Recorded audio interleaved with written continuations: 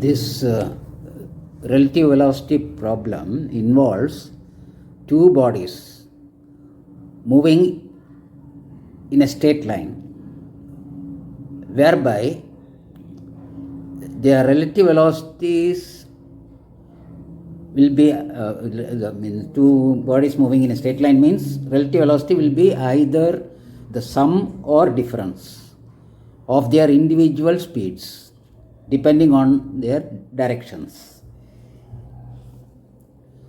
So in this problem we have marked velocity symbols u and v.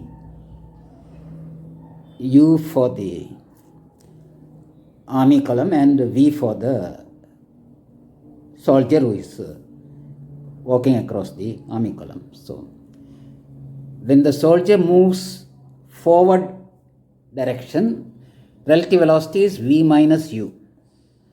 And when he returns, relative velocity is v plus u.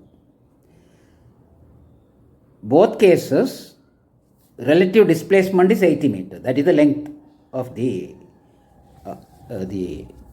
column, army column. So forward journey time is t1 equal to 80 by v minus u. Return journey time is t2 equal to 80 by v plus u.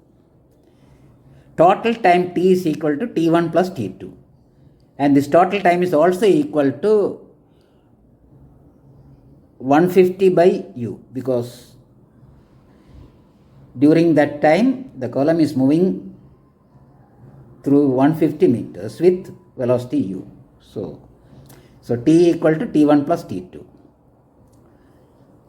Thus, substituting for t, t1, t2, etc., the problem reduces to an algebraic equation, which we are solving with the substitution y is equal to v by u, where v is proportional to x, the distance travelled by the soldier, and u is proportional to 150. So y is v by u and also equal to x by 150. So with this substitution we are solving that algebraic equation. So usually this is the case.